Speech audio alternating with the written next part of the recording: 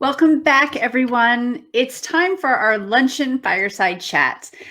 Quick note before we start, there will be no Q&A after this session because today is draft day. So our panelist, Donnie Nelson, will not be available for questions.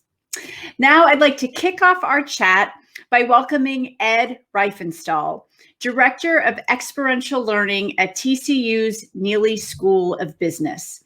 He's also the co-founder of the Alternative Board, or TAB, North Texas, and founder of ROI Associates Performance Consultants, and he will be moderating our chat today. So welcome, Ed. Christy, thank you so much. Hello, everyone. I'm Ed Reifenstahl. I'm the Managing Director of ROI Associates and the Alternative Board of Greater Fort Worth. It is my pleasure to introduce two individuals I had the chance to meet pre-COVID time when we were looking to do something with the Dallas Mavericks in Fort Worth. And great pleasure to introduce Donnie Nelson, the General Manager of the Dallas Mavericks, and of course, Christy Armstrong, the Chief Marketing Officer of the Texas Legends, who you just had the chance to hear from. So, Donnie, I guess, and Christy, I'll turn it over to you. Ed, good morning. Good morning, Purple Nation. Go Frogs. Absolutely. Thanks for that intro, Ed, and we're so excited to be here with everyone today. So let's kick things off in our fireside chat. Let's start off with, what are you most excited about this upcoming season? Oh man, there's a lot to be excited about. We have two star type players, Kristaps Porzingis and Luka Doncic, at 19 and 25, and so those are let's say our two young building blocks, cornerstone pieces, and then we have a really great supporting cast around them. So can't wait to get kicked off here in a couple of weeks with training camp. Sports has such a worldwide reach. What would you say your personal experience has been in bringing people together?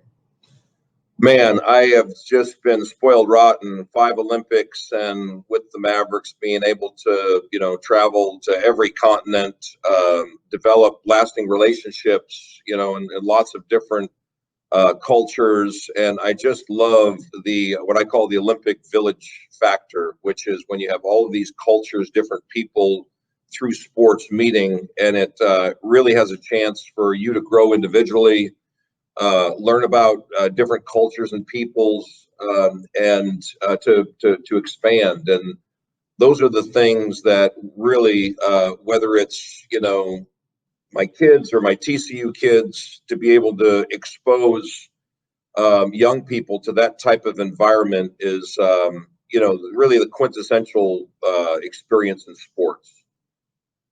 What would you say your most important quality is in building a team or forming a team? Oh man, we are big integrity people.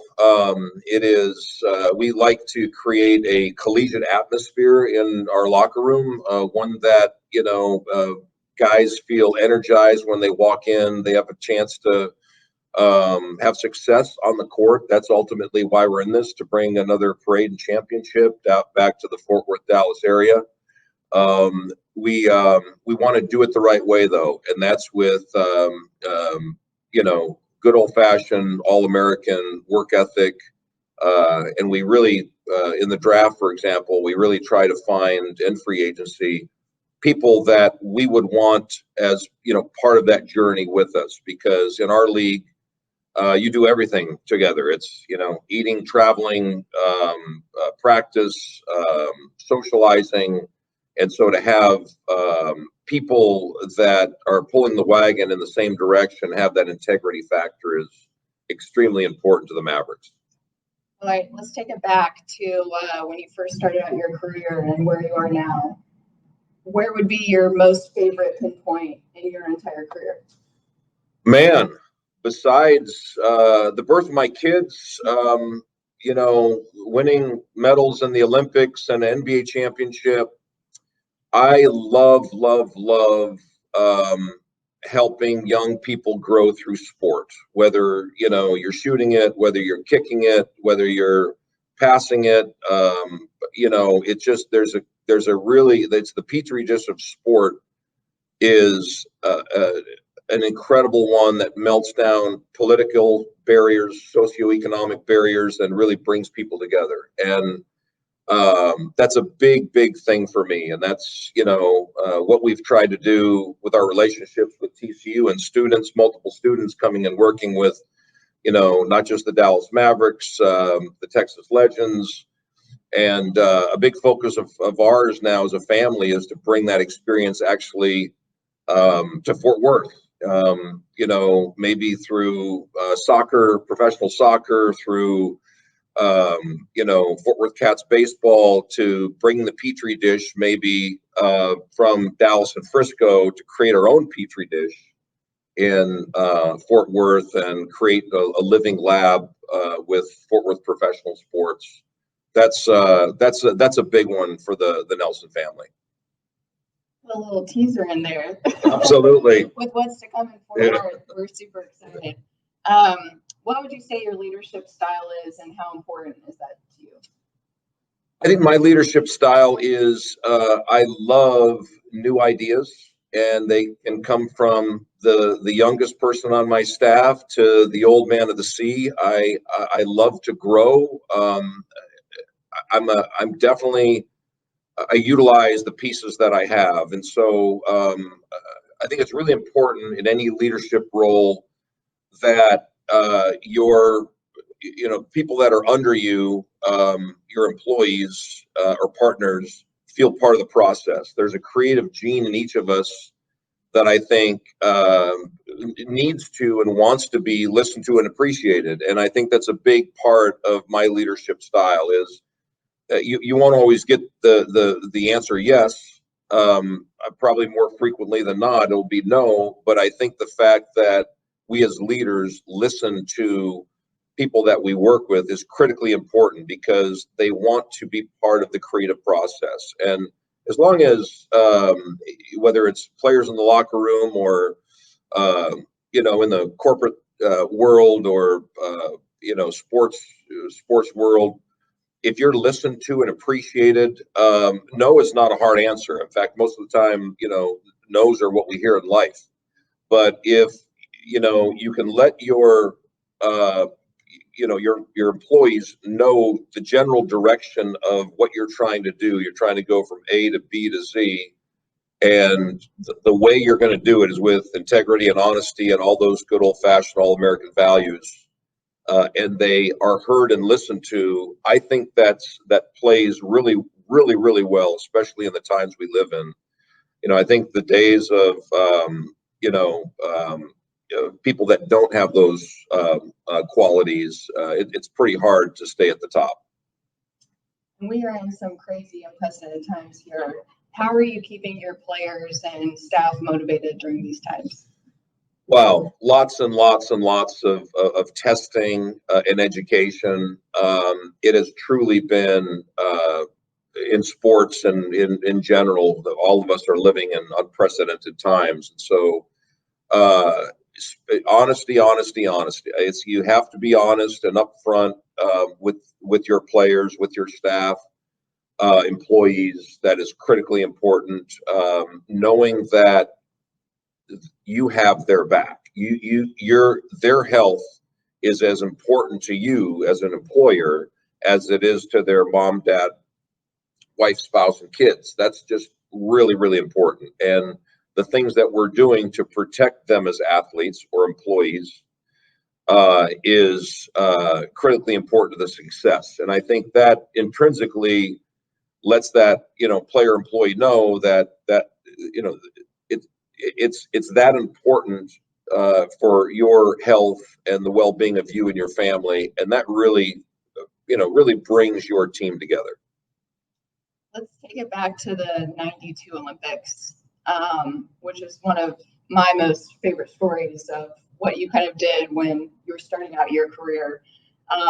Tell us a little bit more about that and some kind of pinpoints that you learned along the way through that experience. Man, 92 Olympics was the fall of the Soviet Union, one of the darkest political forces in history, which I just happened to be a fly on the wall and involved with a player named Šarūnas Maršalonis, who was the first athlete to break through the Iron Curtain.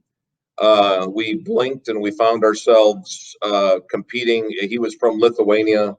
Back then, when the Soviet Union fell, all the countries were flushed out into the European community, and we found ourselves in Barcelona competing against Michael Jordan and the Dream Team to try to springboard ourselves back to respectability in the European community. It was a convergence of, as the Grateful Dead and Jerry Garcia would put it, it was a long, strange trip.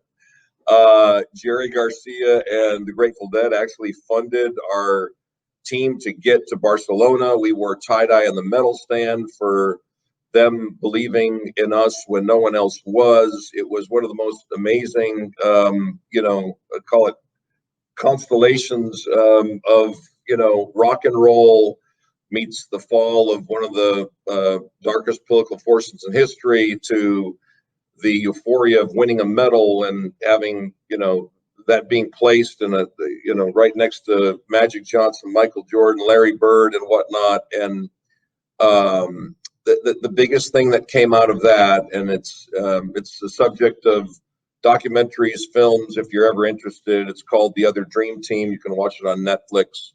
But the net is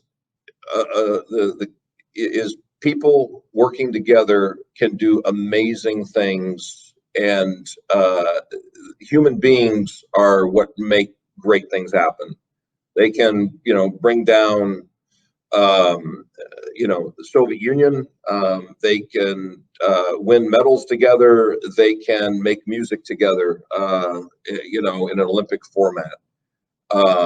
Really interesting film. A lot more time, is needed on that one that we have right now. But that was probably one of my most unique and proudest moments. I will tell you this, that sitting in a meeting with Jerry Garcia is almost as challenging as being on Willie Nelson's tour bus. I love it. I love it. Well, let's talk about a little bit more springboarding off that experience and talking international. You've got such an international locker room. Did that play a huge part in that? And how important is it to really understand kind of where everyone's coming from with all these different backgrounds and places that they come from, and how important it is to kind of keep everyone close in the locker room? It's a big challenge, when we started fishing in international waters, my dad was like, look, get the best on the planet. We were one of the first to go, to Europe, former Soviet Union, Africa, China. First Chinese player, if you don't know it, in the NBA was right here in Dallas, Wang Zhuzhu, back in the day.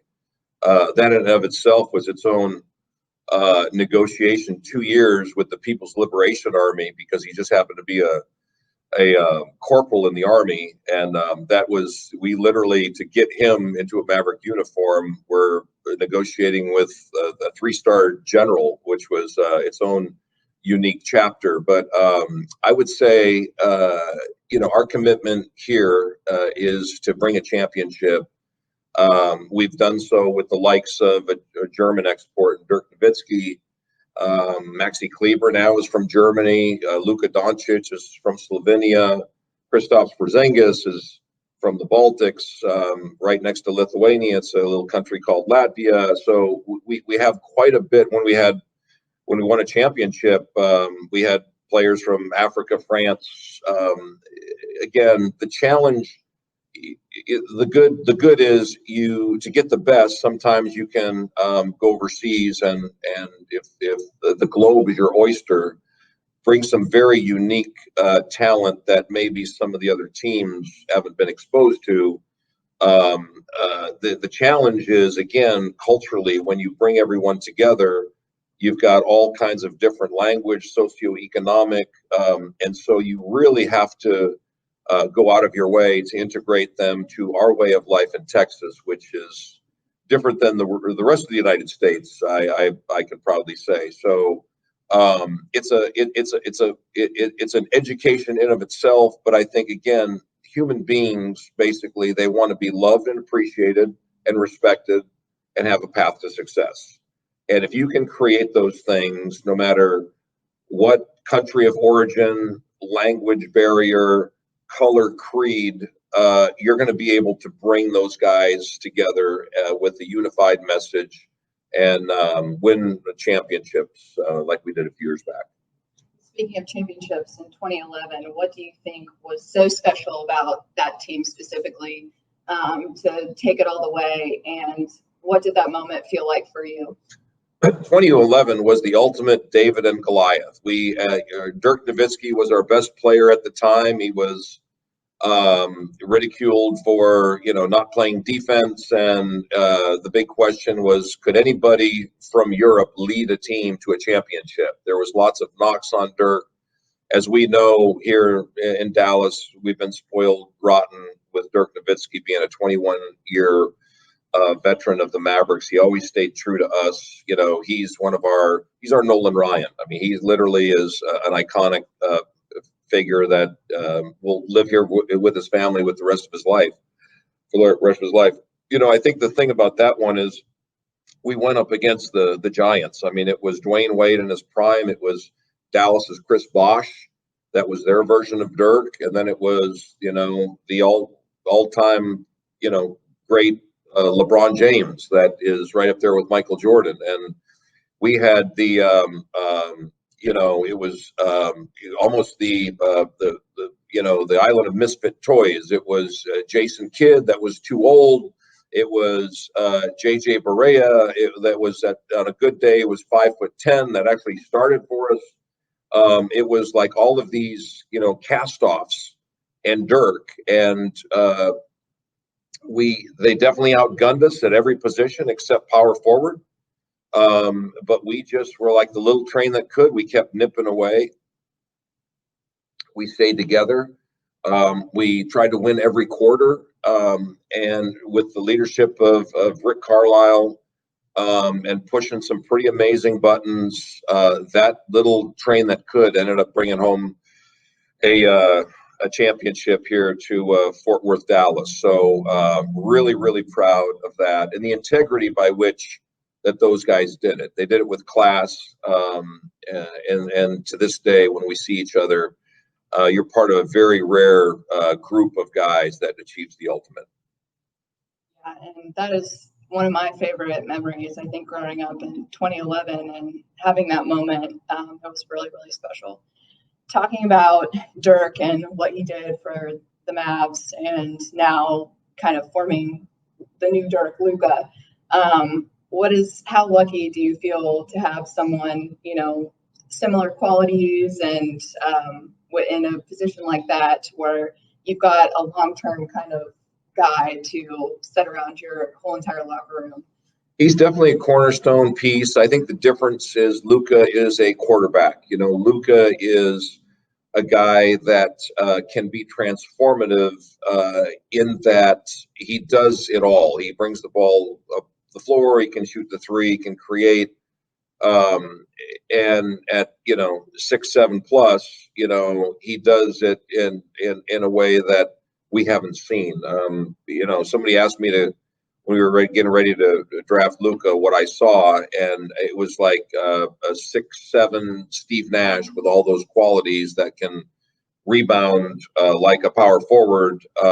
There really was no comp for him, and to have him, coming into, this next season with the success he's had, it's, all of a sudden we're becoming a destination because people want to play with an assist waiting to happen. And so with him and Kristaps, that's his own individual kind of version of, a Dirk Nowitzki type front court player that can shoot and spread and do all those things.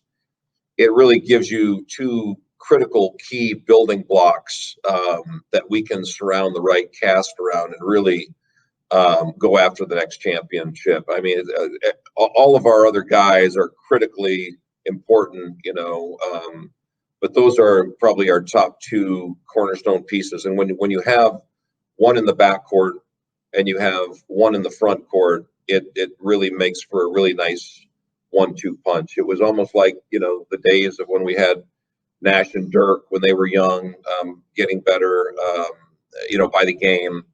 It just gives you, it gives you the setup and the closer, and it's a very unique thing to, start off the next run with those critical pieces.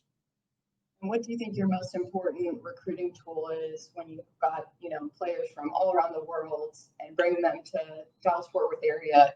What do you think your biggest kind of recruiting tool would be? It's a great question. The biggest recruiting tool is Fort Worth, Dallas, number one.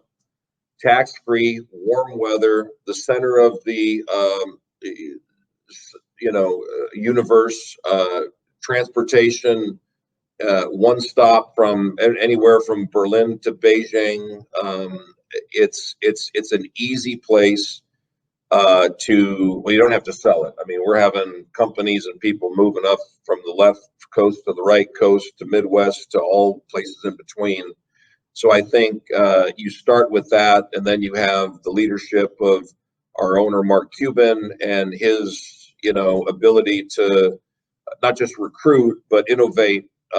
Rick Carlisle and I have been together for a long time, so the leadership is there. And then, probably the most important piece is we now have Luka Doncic that is our own, let's call it, version of a different version of, a tall point guard that can everyone wants to play with.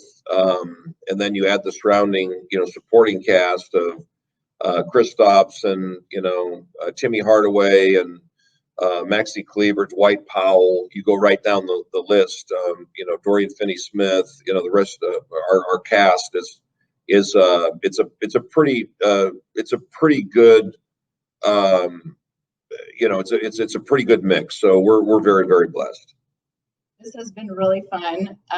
We're really, really glad that we got to see you guys today and participate in our fireside chat.